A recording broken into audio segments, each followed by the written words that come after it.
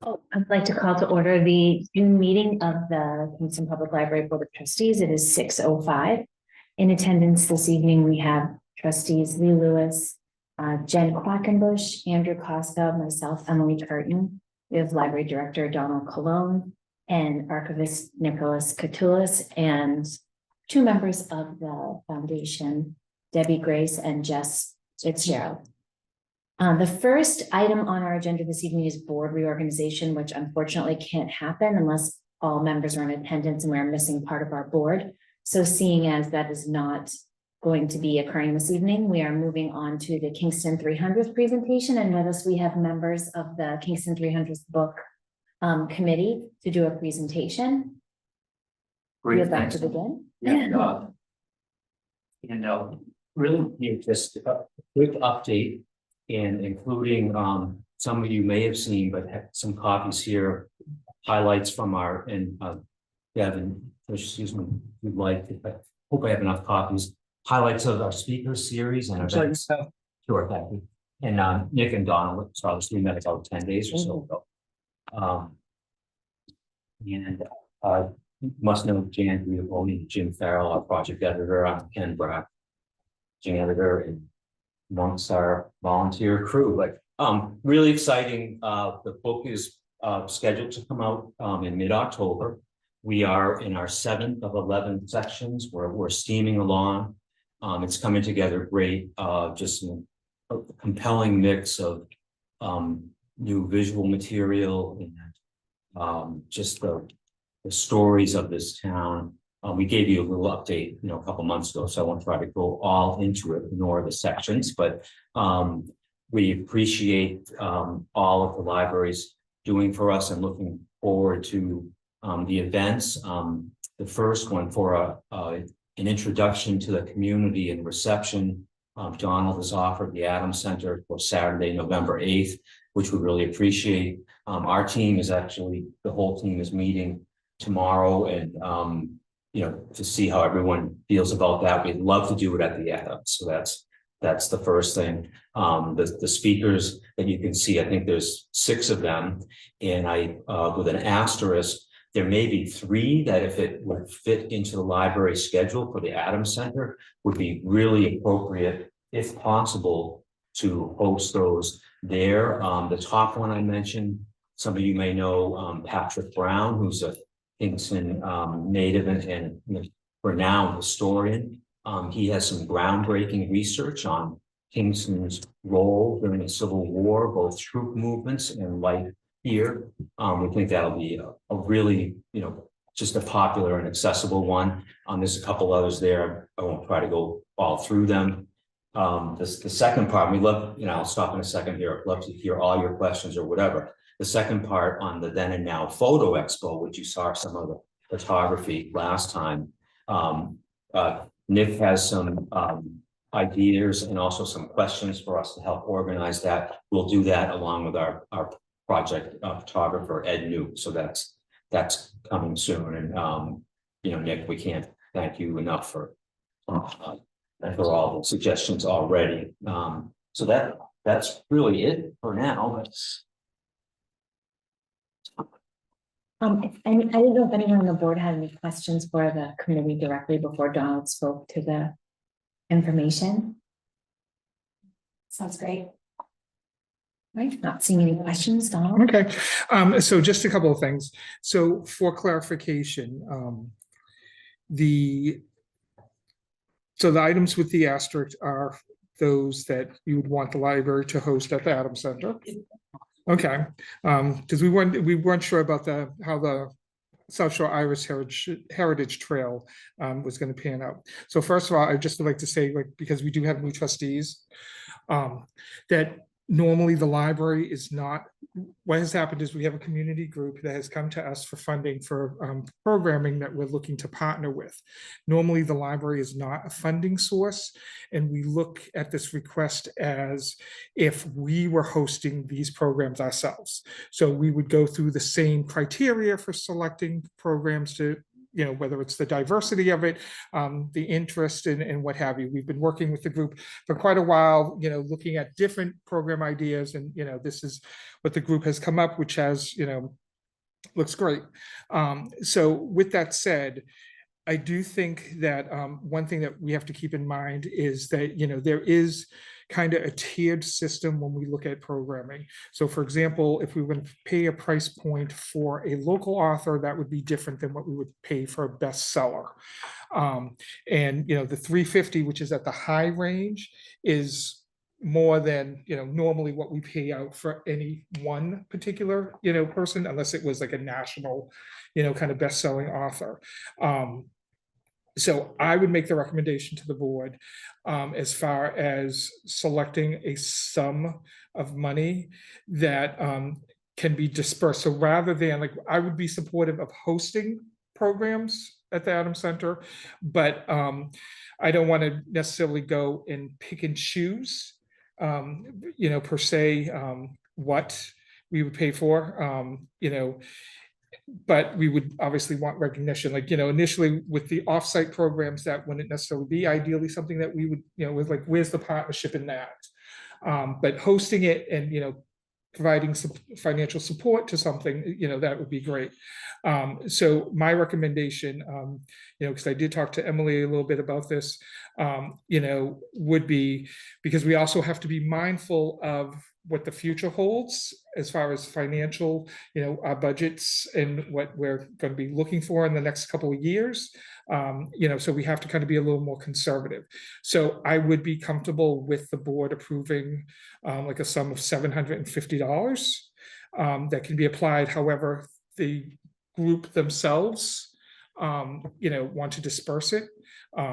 But fully hosting the three, asterisk, highlighted programs, we would be all for that. But I do think that at this time, with the financial outlook for next year, that we do have to be mindful and be extremely conservative. Just a point, Donald, thank you. And if this helps, the speaker's stipend, excuse me, are just estimates. And Patrick Brown hadn't even mentioned that, but since he is a historian of the Civil War, Don Gallagher, the author, he was the one who mentioned, I think it was $250.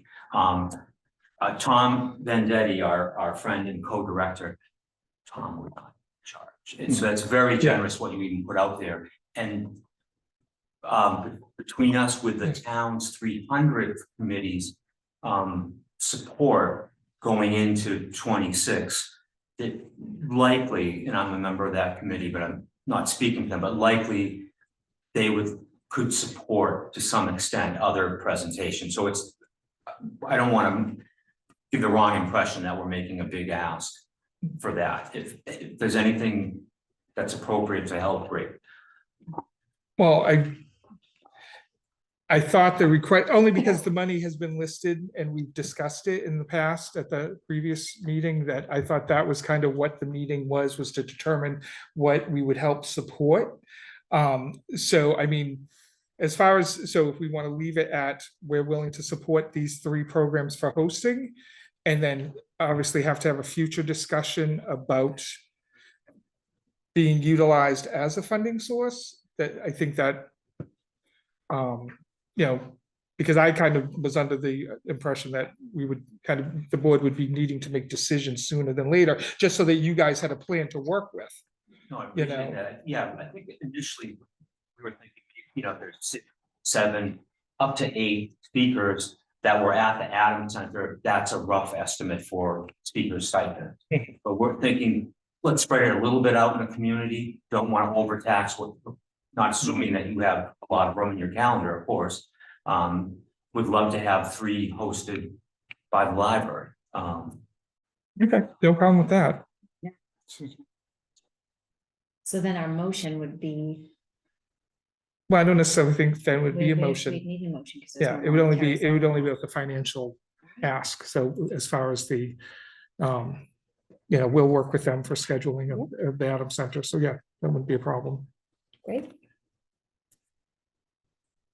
So then we are happy to have those programs. That works for you?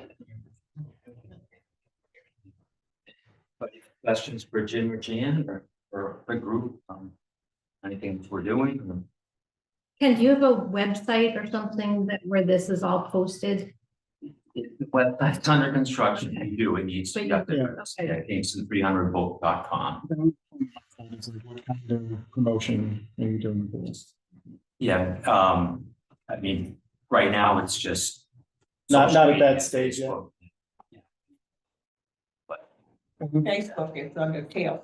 And we've done some press releases. Different points along the way, for the books, a little bit more of that.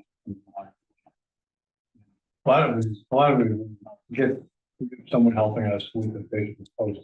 It's getting a fair pickup, actually. Just every time there's something you remember this, whether it's Cassie or driving, which a lot of people will log on. And so I think we're seeking to generate some interest that way as well. it's our next task, next month to get things planned. Jim and I will be at least the local scene. Yes. TV broadcast, and we'll, that'll be shared and showing some short sections of the book visually, along with taking pre-orders and things like that. So that's all in the works. Would we have any intention to use the crawler out in front of the library to advertise it? Oh, absolutely, we would, yeah, we would do that, and we would, share it on our social media pages as well. Yeah, and obviously any programming would be promoted through the library the way that all library programming is, so you have the audience that way as well. The concern is most people aren't going to see most of like the Facebook posts or whatever if they're not really engaged online that much with the town, but everyone drives past that sign. So Yeah, that, and we do use the rec department does do an email blast. Yeah. We do at times, especially with something like this being such a community event like that, we would utilize, bulletin boards and other town departments like the Council on Aging, as well as the townhouse as well.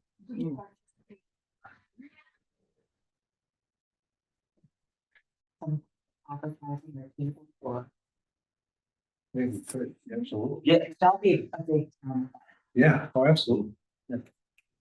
November 8th, the official, is that the first official event to take it all off? that's what's planned. That's the plan. But yeah.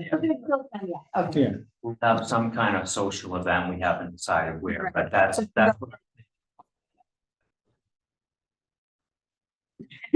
Shame they don't do We all- it. No. Yeah. After the next year. Next year. So I don't know if you know what Jen was referring to about the library. It's a fundraiser that the foundation is holding Sunday, September 14th here in the parking lot of the library. We have local breweries come in and people buy a wristband and you get a glass and you get a sample beer. Did you say library or library? Library. Sunday, September 14th.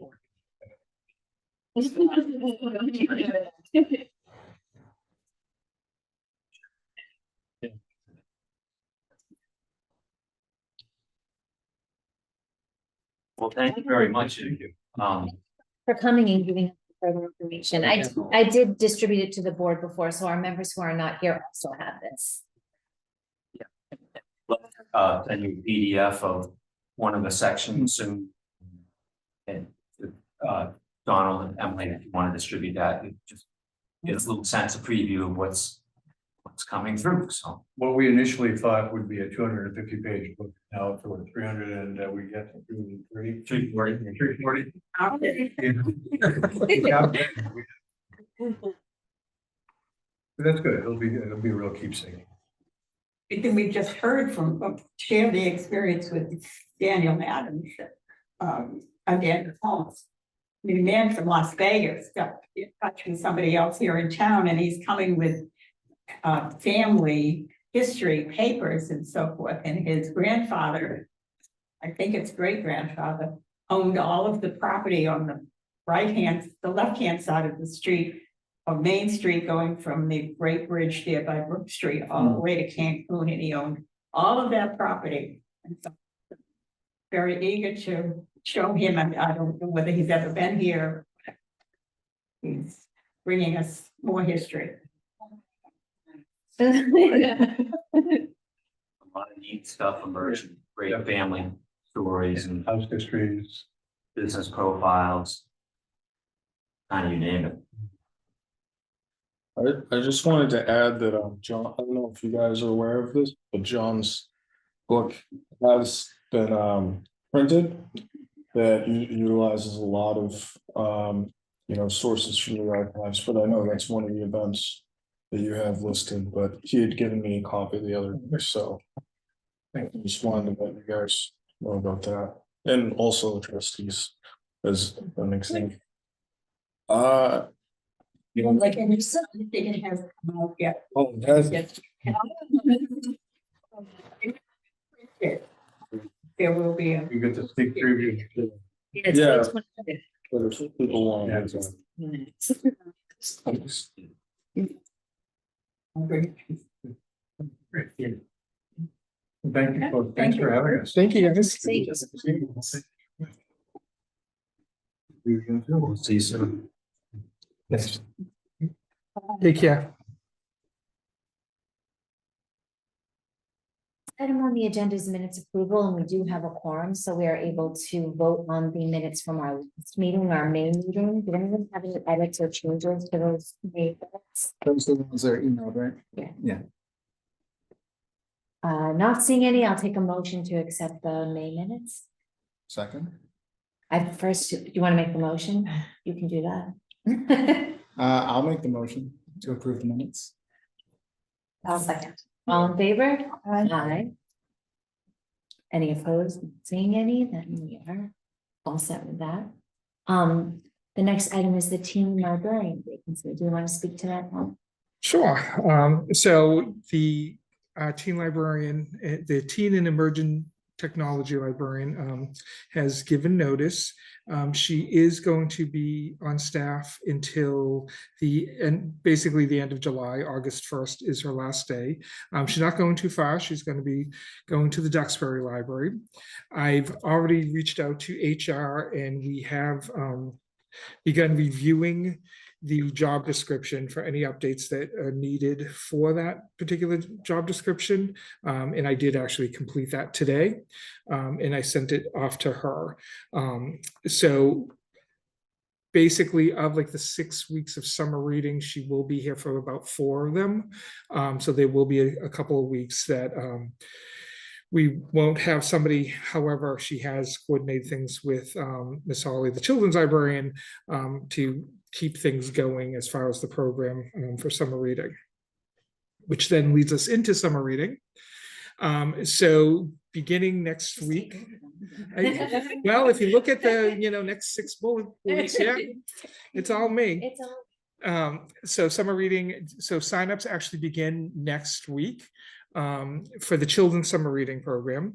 The Miss Holly did visit the schools and was basically for the students who would not be able to make it during that week for signups. She did take signups then, and I believe we had well over 100 signups then. So summer reading starts the week of July 7th. The programming will begin. We are, as we have done in the last several years, had adult summer reading, teen summer reading, and children's. The adult summer reading is basically a program participation series in which we will be offering raffle tickets for folks who attend any of the programming, whether it is a author talk or a book club or the game and board nights that I will be hosting, as well as trivia nights. These will be all on a Friday evening, so it'll be after hours. For the adults, we do have 3 prizes. One is a $150 gift card to Roundtable Games, which is in Carver. So that is the more kind of broad gaming, you know, as far as like role playing and things like that. You know, Board games, tabletop, stuff like that. yeah, yeah. So I went there and, you know, there was a game going on talking about rolling dice and becoming friends with an ogre and stuff like that. And, you know, I told them it was way beyond, I just want to, you know, roll a dice or, you know, flip a card. It's too much thinking for me for strategy. I actually go there a couple times a month. Oh, awesome, awesome. So the owners, you know, so I went in to get $100 gift card, and the owners were actually the ones who were playing, and so they comped us an additional $50. So the prize is now $150. So we have that. We also have $100 gift card to Bowser's Basement in Plymouth. They do have another location, which is in Taunton, and it is larger. However, their gift cards are only specific to the locations that they're purchased at. And so I went there to get a gift card and spoke to the manager. And so they are thrilled to work with us for the finale of summer reading. The owners' children, they actually dress up as Mario and Luigi. So we're hoping to, you know, be able to coordinate things with them for them to come for the finale. And then the last thing was it's a basket of game boards, you know, board games as well as card games and things like that. Those were things that we got from Rock, Paper, Scissors in Duxbury, who has been a supporter of the library and the foundation over time. And, you know, so basically it will participate in the programs. You get a, you know, raffle ticket. We're not doing in the past, we have done the book reviews. But this year it is fully participation, because with the leveling up, a lot of it is, you know, about involvement.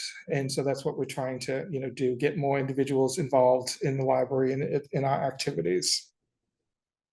I just want to say thank you so much to Miss Holly, because I know she visited all of the 3rd, 4th, and 5th grade classrooms at KIS and all of the kindergarten, 1st, and 2nd grade classrooms at KES to talk about some reading.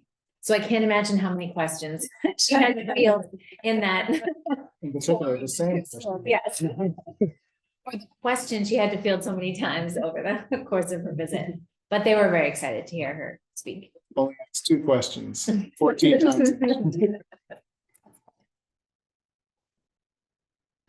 Right, so So next up is the director. the rest of the report, yes, yes. So a lot of webinars about the potential new ILS system that the OCLN is looking at. There is definitely going to be a learning curve with whatever system is selected, but there was, you know, 6 various ones about specific fundamental aspects, whether it was circulation, reports, administration.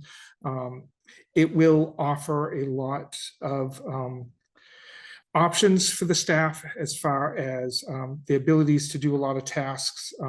It is a system that either system that was shown that would basically allow people to do multiple things different ways and from different settings. So if we were in, you know, in our current system, a lot of things are just kind of what you can do here, but if you need to go to do another function, you need to get out of it and go to another, you know, module to do that. In this, it's not that case.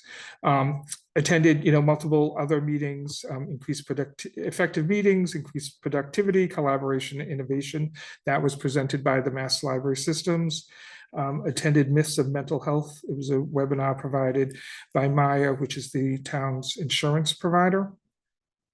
As well as the MLS also presented simple ways to research target audiences. And that was geared to, you know, taking segments of the population and trying to target them for specific marketing and purposes, whether it is for, you know, programming, materials, etc.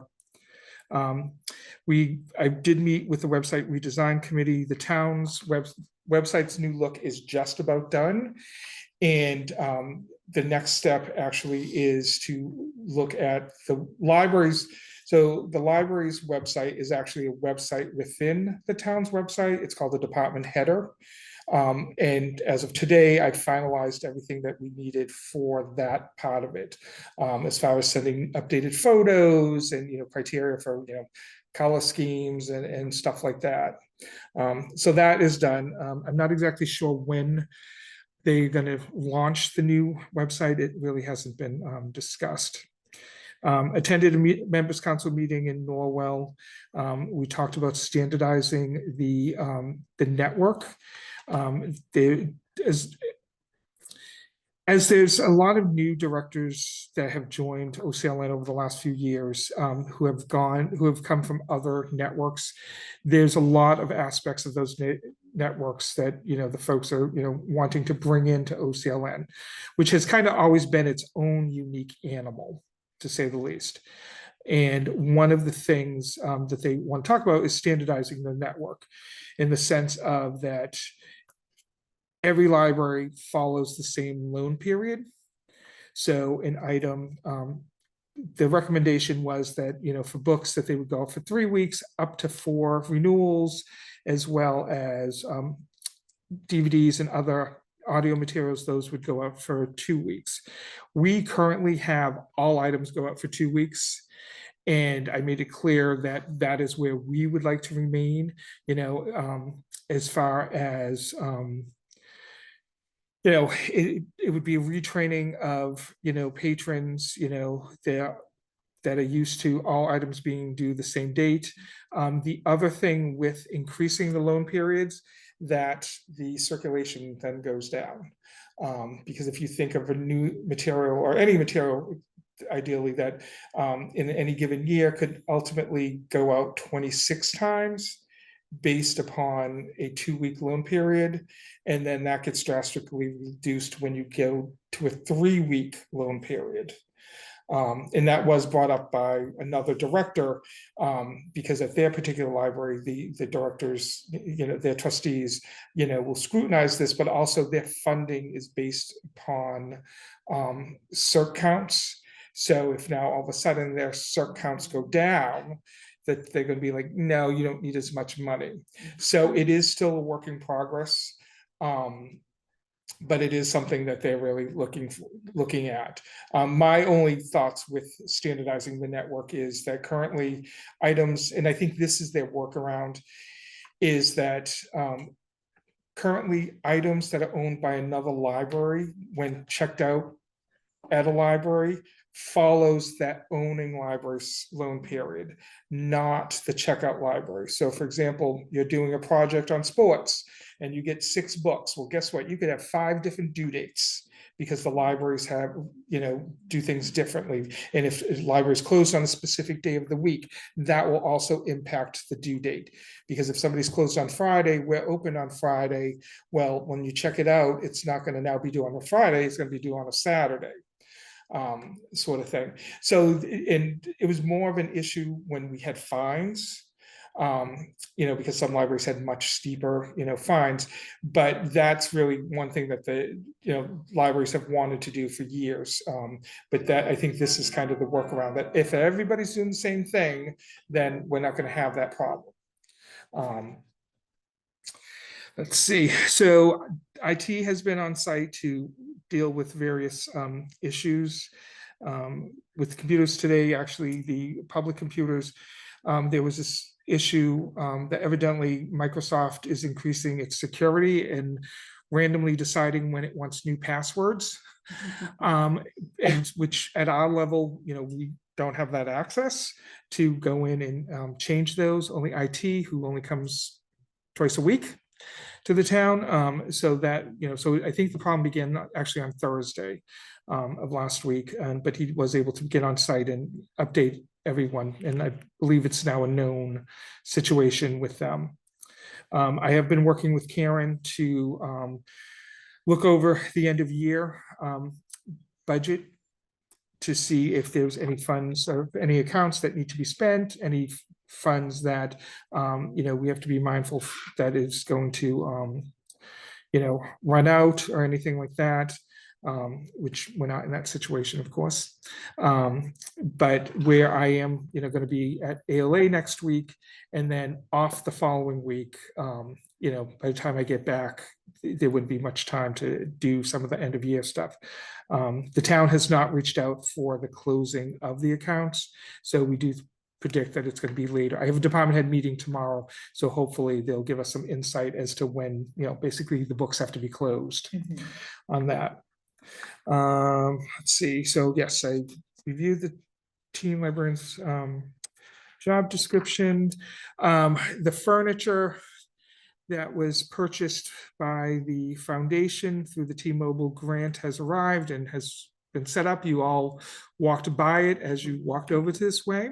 There are slight modifications to what the original plan was due to the actual logistics of, some of the furniture sizing and stuff like that, but overall it is remained, within the design. Nothing, I have only heard positive things from citizens. I'm actually, it's kind of funny because now as I walk through the lobby, I'm seeing different people sitting. Normally, routinely you see the same folks, but now you're seeing different people. So I think the, availability of more seating, and the ability to do other things, with the little tables and stuff like that has become more of an attractive, thing for folks. We had the vents cleaned. We've had, and with that, the HVAC company has been in. We've kind of been having quirky situations with HVAC that Children's was freezing. There's no air on this side of the building, even though the system says everything's fine. They did take the pump out of my air conditioning in my office to use for something else. I didn't know they did that, but they've replaced it, thankfully. But we're kind of keeping an eye on that. And we're keeping an eye on the air conditioning at the archives as well. While there is a range for the materials, to be okay in, it is at the very top of it right now. So for example, if I'm walking, like the other day, I walked through the hallway, air conditioning is much colder than what it is in the archives, which is so out of whack. Right. So, so we are keeping an eye on that. Let's see. So this is a kind of comical thing. So I was contacted by facilities concerning the use of supplies at the library, in that, that the numbers for the need for replacing supplies in the library is basically triple than what is at the town hall. And there's concerns about whether there's waste or, just theft of, product, et cetera, et cetera. So I have gone through the people counter to, illustrate that since April 1st, we've had over 5,100 visitors to the library. So, and this is just the start of the, a busy season. So I would expect that the, resources be used quicker and more so than the townhouse. They were looking at the standpoint that there, for example, that they have 4 bathrooms, we only have 2. I explained we have families coming in as groups and, and things happen. So the cleaning company has been made aware of it as well. So they're going to try to stay on top of, replenishing things, hand sanitizer, soaps, and what have you. Sounds like it's basically just the numbers. I mean, I've never gone to the bathroom in town hall. You kidding me? So, but then other than that, we can go to the statistics, which basically I'll just go over the year-to-date stats.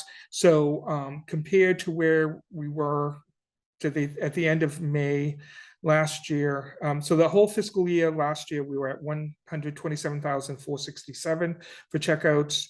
At the end of May, we're at 121,136. So we're down 4.97 over all of last year, which obviously with the stats, we will be well over that. Once again, we're the most improved year to date, with that. But yeah, and I'll take any questions if there are Do you any. have the toilet paper statistic? No. Where?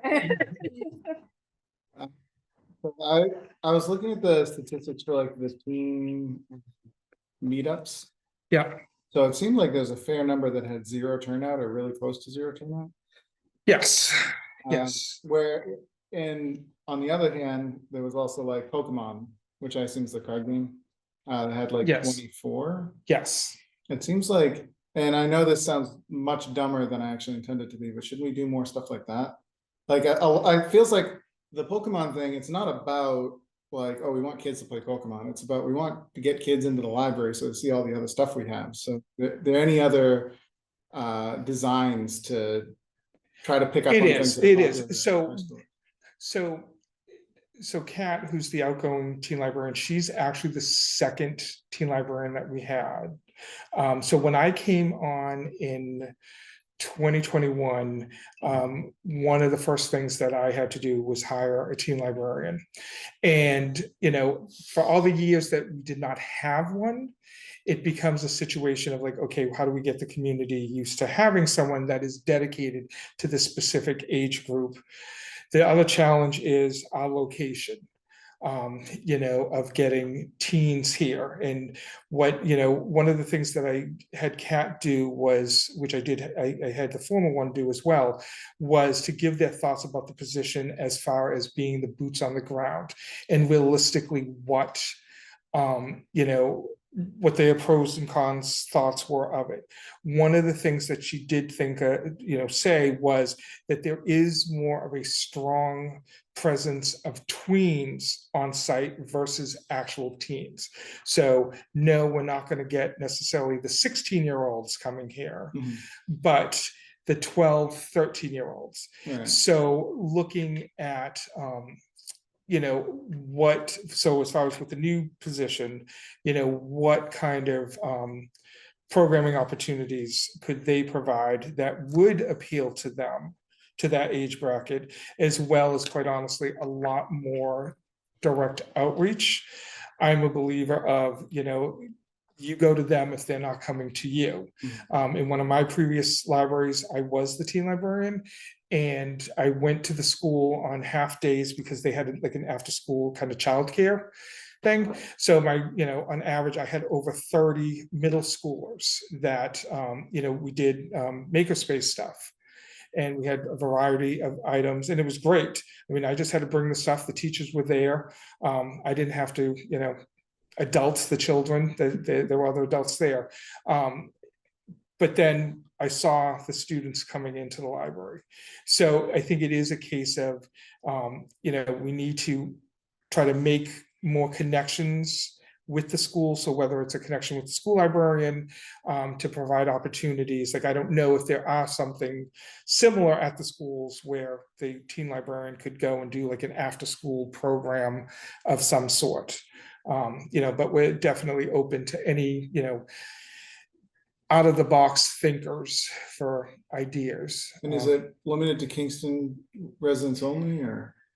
Because I would think like that tween is really when you start getting into the middle school where you're mixing with kids from Halifax and Plimpton, and it's like, well, I'd want to go, but can the friend that I met that lives in Halifax Well, come too? yeah, absolutely, absolutely they could. But then it becomes the case of the, you know, the transportation issue. You know, that's the thing. Like, and you know, in the other communities I all worked in, they were all, you know, local school districts. They weren't, you know, regionalized. So it does become more of a interesting animal. You know, to say the least, but definitely, you know, like that's why one of the things that I stressed with her was, you know, that for programs that were done to, since we were kind of growing into the position, rather than, you know, paying to have like an awesome like outsider come in and pay $350 for them to come to do this awesome teen program, you know, what can you do that's just as cool that, okay, if people don't show up, we still have the supplies. So nothing has gone to waste or anything like that.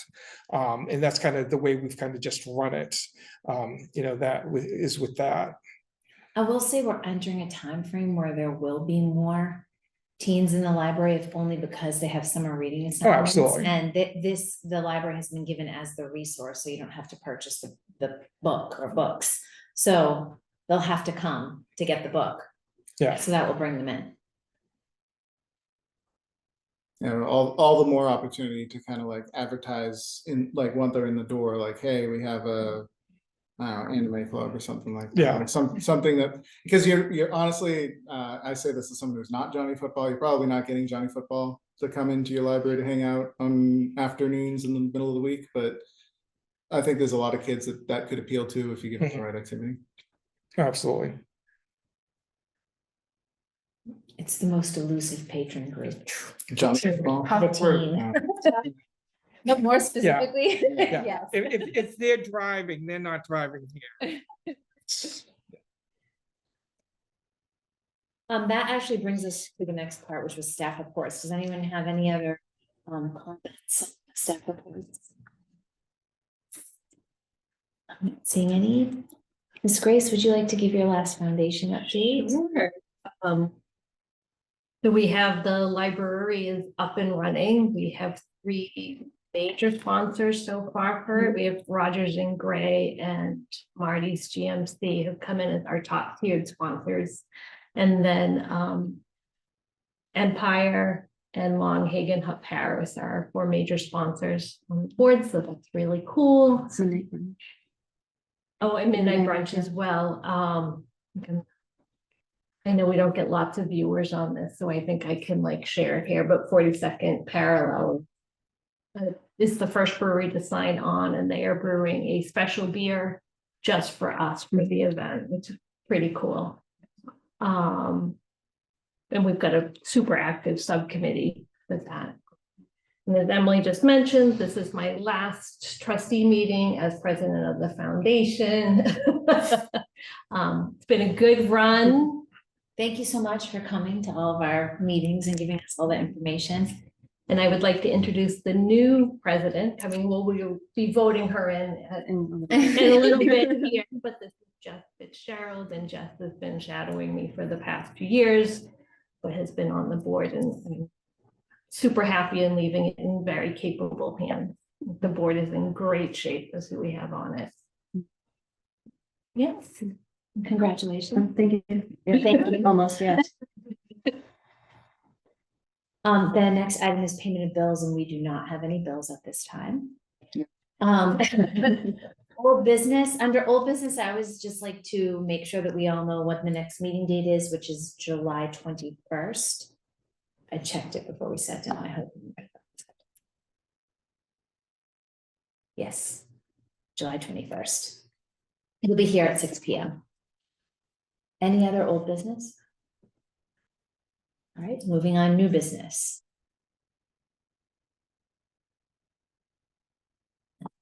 I'll take a motion to adjourn. Motion to adjourn at 6:47 p.m. Second.